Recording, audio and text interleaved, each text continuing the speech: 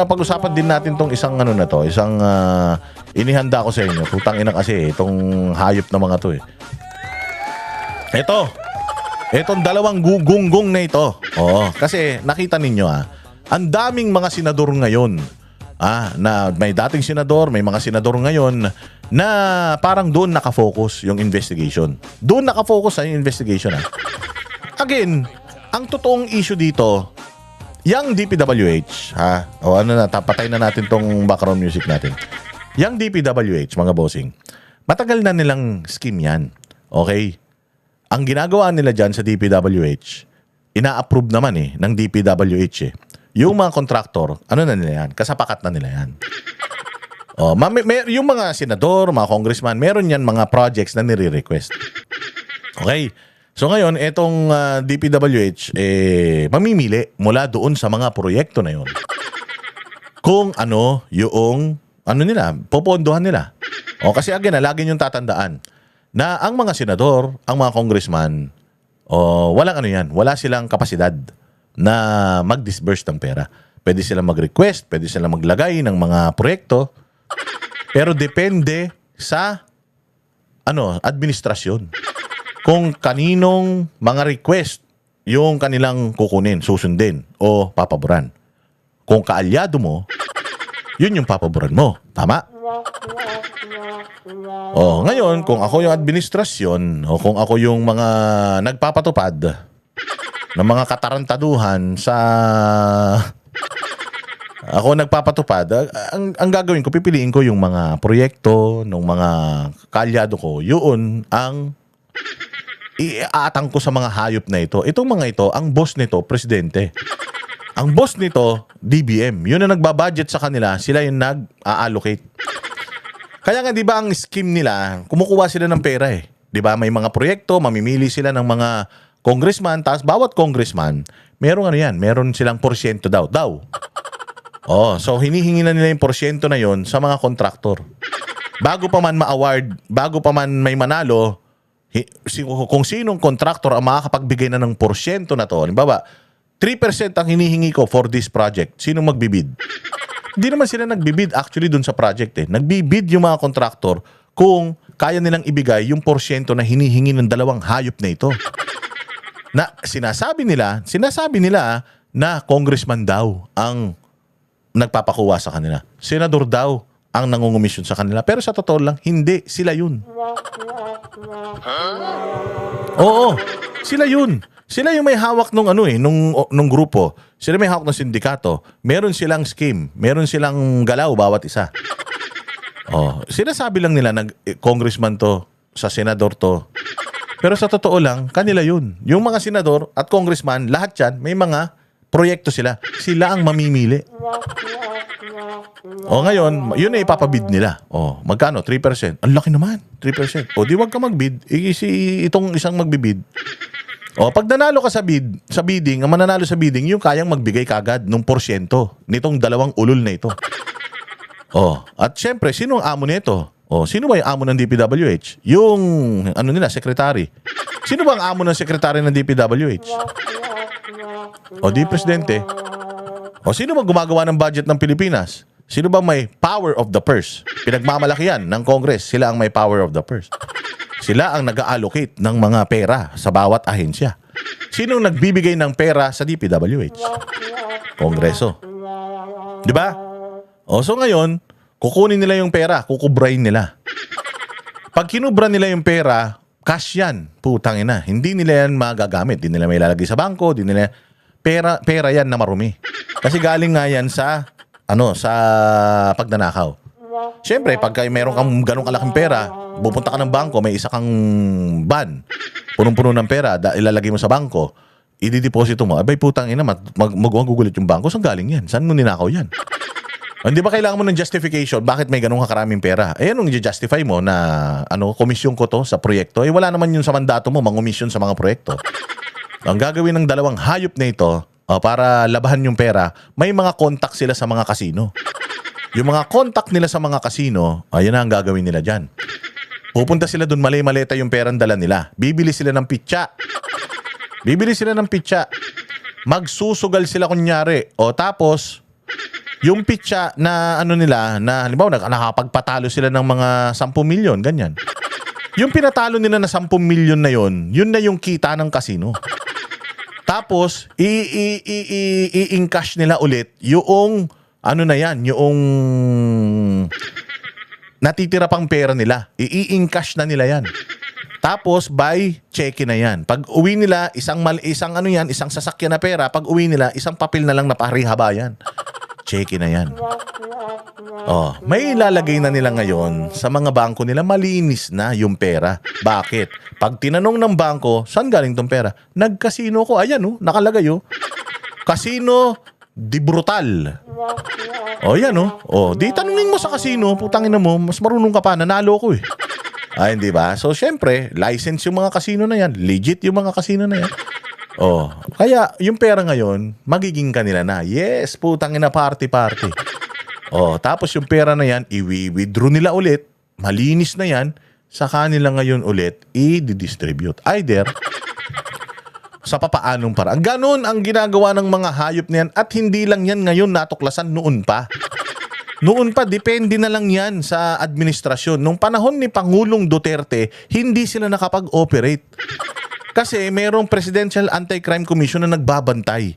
Ngayong panahon ng administrasyon na ito, nakapag-operate sila. Depende talaga sa administrasyon kung ano ang advokasya ng administrasyon. Kung ang advokasya ng administrasyon magnakaw, maa-activate nila yung kanilang scheme. Yung money-making scheme nila, yung kanilang sindikato, i-activate nila. Pero parang ganun din yan sa pagnanakaw. Kung may pulis, hindi ka magnanakaw. Kung merong bantay, hindi ka uuumit. Pero pag yung bantay, kakutsaba mo, inside job, putangina, ang sarap. Walang kadele-delikado kasi pare-parehas kayo ng takbo ng utak, mga magnanakaw kayo. So, ganun ang mangyayari ngayon. Ngayon, itong dalawang to, ang nagpakasasa. Silang dalawa yung kumubra ng pera, silang dalawa yung namuhay ng marangya, silang dalawa, suma total, yung talagang kriminal dito. Pagkakatiwalaan mo ba naman si Bernardo, obvious namang siya, utak ng katiwalaan na yan. Hindi ba? Si Bernardo, ang utak, tapos gagawin mong testigo. Ano yan? Seryoso ka? Di ba? Masyado naman yatang siniswerte yung mga yan. Sila ang kumupit, sila ang kumita, sila rin ang kakampihan nyo. Saan pa kayo? Di ba? Sobrang lakas naman ng dalawang to. Kasi wala silang parang wala pa nga yata silang kaso Nagsoli lang yan ng mga konting barya tapos parang ginagawa ng bayani ng pamahalaan. Hindi ba? Sino bang Secretary of Justice ngayon? Tiga saan yung Secretary of Justice ngayon? Tingnan niyo, i-research nyo. Tiga saan yung Secretary of Justice? Yung dating Secretary of Justice, tiga saan? I-connecta nyo na lang kung ano relasyon nilang dalawa. Kayo na Kayo na ang mag-check, mag-research. Bigyan ko kayo assignment. Sino yung dating DOJ Secretary na ngayon ay ombudsman na? Tagasan siya. Tapos sino itong bagong DOJ Secretary? Tagasan siya. Okay, na bahala mag-research. Para makonekton nyo lang. Baka lang makonektan nyo. Ewan ko sa inyo. Di ba? Nagbulsa ng milyon-milyon yung mga yan. Bilyon-bilyon. Ngayon may immunity package ang mga hayop na ito. Ano yan? All-in promo? Ha? Paldong-paldo. Sana all. Paldo yarn. Sila yung nagbulsa. Tayo yung nabudol. Ngayon, sila ang bida. Anak ng tinapay. Tapos itong Bernardo, Yusek Bernardo, hindi pa nalalaglag sa bangin. Sinasabi ninyo na si Cabral ang totoong may kasalanan dito. Nako, malabo. Malabo. Tingnan ninyo kung magkabati ba ito si Cabral at saka ito si Yusek Bernardo. Kung di sila magkabati, magkakompetensya. Delikado yan. So ninanakaw nila yung pera ng taong bayan. Ngayon ninanakaw nila yung narrative. Ganyan na ganyan din ang ginagawa ng administrasyon. Nagpapaimbestiga kami nagpapaimbestiga. Wala kaming kasalanan. Ganun din siya umami naman siya na talagang kasapakat siya. Ang sinasabi lang niya, kailangan niyang, ganyan talaga yung mga mastermind Kailangan nila isa sa mga mastermind, kailangan nila na mayroon silang masisisi. Para maging least guilty. Kailangan nila maglaglag ng mga pangalan. Putang ina yan na. Nilaglag si Villanueva, si Grace po, si Nancy Binay, nilaglag si Senator Bong Revilla, nilaglag si Jinggoy, at kung sino-sino pa. Si Chis Escudero, kung ano-ano, sino-sino mga pinagdalaglag. Tapos naniniwala tayo, wala silang ebidensya. Hearsay. Di ba? Magnanakaw. Tapos rewarded pa. Walang hiya. Anong klaseng administrasyon to? Meron tayong loyalty program for criminals. Biglang naging banal si si Bernardo. Biglang naging truthful na siya daw ay nasa mga ano ba to? Nasa pangangalaga daw siya ng mga pari. Ginamit yun na naman si Ban. Hayop kayo. Ito si Father Salsal, yung pari na jakol ng jakol. Kaya na ginagamit yung simbahan para daw dun sa impeachment, yung moral yung kanyang konsensya ay dapat sinasampa yung kaso kay Inday Sara, pagnanakaw, etc. etc. Puta na malaman mo, nagpa-follow doon sa Kantot Gaming. Puta, nagsasalsal pa lang, hayop na pari na yan. Ginagamit na naman nila simbahan ngayon. Ganon din ang ginagawa nito ni Bernardo. Nasa pangangalaga ko ng mga pari. Ako'y isang banal. Putang ng mga demonyo talaga.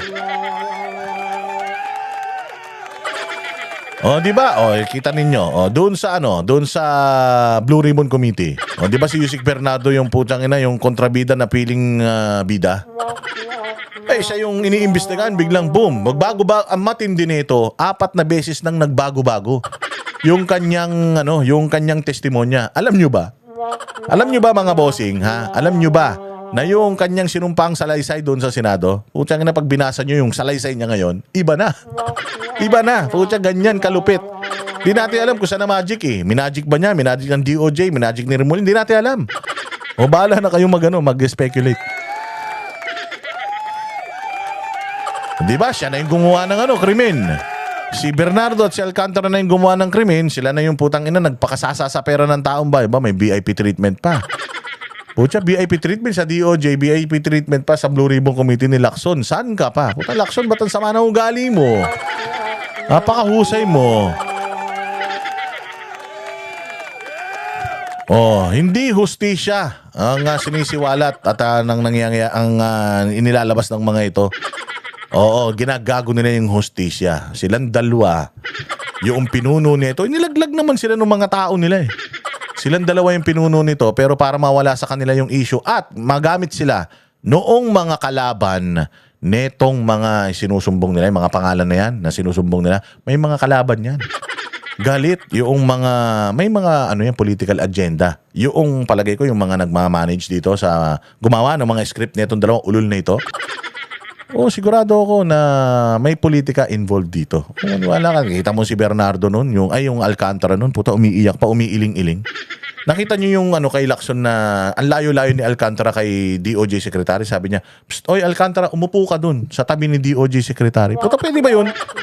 First time na nangyari yun, na yung pinalipat mo doon sa tabi nung coach, magko-coach sa kanya. Kasi nga naman, kung magkatabi silang dalawa, madali siyang bulungan. Mali yan. Huwag yan yung basahin mo. Ito basahin mo. Hindi ba? Alam niyo yun. So, sa totoo lang, puta, ginagago tayo ng mga ito. Huwag kayong papayag dun. Itong dalawang ito, bantayan nyo ito, kita ninyo. Putsang ina, sarap ng buhay ng mga yan. Pakuya-kuya yung mga yan. Bakit? Putsa, state witness sila. Ilang dekada ginagawa nila yung skandalo na yan. Ilang dekadang nagpakayaman yung mga yan. Sa sobrang yaman nga nitong Bernardo, yung Yusek Bernardo, ang aga nag-early retirement yan. At alam mo ba sa sobrang yaman yan, sa buong mundo daw hindi daw sa Pilipinas lang pinakamayaman na na Yusek yan. Isipin mo yan, sa buong mundo. Tanongin nyo. Ang dami daw pera talaga niyan. So, sabi ko nga ibang klase talaga ang nangyayari sa bayang Pilipinas ngayon. Meron akong pinost kanina sa social media na yung bata nagnakaw ng kondom. Kulong. Tayo yung bata nag-iingat lang Nag-iingat lang. Utangin na kung halimbawa ako nga yung yung may-ari ng tindahan Nahawa ka ng kondom. Bakit? Tangin na. Magsasalsal ako, ayokong tumapon sa kama. Gago ka naman. Masama yun. Halimbawa may chuchuk-chakin ako, ayoko mabuntis. Kasi hirap ng buhay ngayon. Wala akong trabaho. Meron lang ako kargada. Ang libog-libog ko pa katulad ni Father Flavi. Wala akong pambiling kondom Pero may chicks ako. Lugi ka. Buti ako may chicks. kahit wala akong pambiling kondom. Eh si Father Flavi, may pambiling kang kondom, wala naman chicks. Nagpari pa. Utang ina niyan. O, hindi ba? So, alam mo yun, kung ako yung may-ari ng tindahan eh, oh, ito na yung kondom, sige, 5, putang ina ka. Kano lang yan eh. Mantakin mo, pinakulong mo, bata, nagnakaw na kondom. Baka nga inutos lang sa kanya ng kuya niya yun eh. Baka nagastos niya yung pera sa Caracruz eh. Kaya pinitik na lang niya eh, yung ano, alam mo yung kulong, tapos etong dalawang to, putang ina nakalaya. Etong dalawang to, putyan, sarap ng Pasko tsaka bagong taon. Akala nyo ba mga nakakulong tong mga to? Ewan ko kung saan nakakulong tong mga to, pero tingnan ninyo kung gaano nabubuhay ng kasaganahan itong mga ito, kung nakakonfine man yan, nakakulong or what. Ito nga si Bernardo, sabi niya, nasa ilalim siya ng pangangalaga ng simbahan. Puta, saan ka naman? Huwag kayong maniniwala dyan, putyang inan yan. Sabi ko nga sa inyo eh, yung mga ginagawa na itong mga taga-gobyerno, katarantaduhan talaga to eh. Kami ang boses ng masa, hindi natatakot. Katotohanan lang, di kami nalulunod. Walang bahid ng sismis, lahat ay totoo. Kahit sino ka pa, pag mali ka babanatan ka. Walang pinipili kulay, wala kaming kinikilingan. Basta para sa bayan, kami lalaban.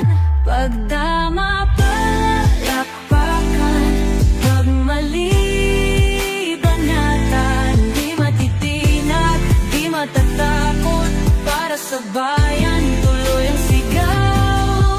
Sa harap ng kamera, walang halong takot. Mga baluktot, lahat kayo'y tutumba. Ang hustisya at totoo, yun lang ang mahalaga. Kahit sinong harang, di kami matitinag. Walang pinipiling kulay, wala kaming kinikilingan. Basta para sa bayan, kami lalaban. Pag tama palakpakan, pag mali banatan. Di matitinag, di matatakot, para sa bayan tuloy ang sigaw. Kung nasa tama ka, ikaw ay aming kasama. Pero pag mali ka, handa ka na bang mabasag? Banateros kami, walang inuunan. Dahil bayan muna, bago ang sarili.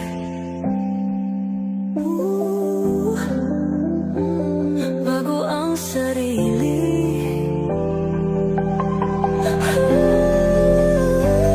Pag tama palakpakan, pag mali banatan. Banateros ang sigaw, katotohanan ang laban.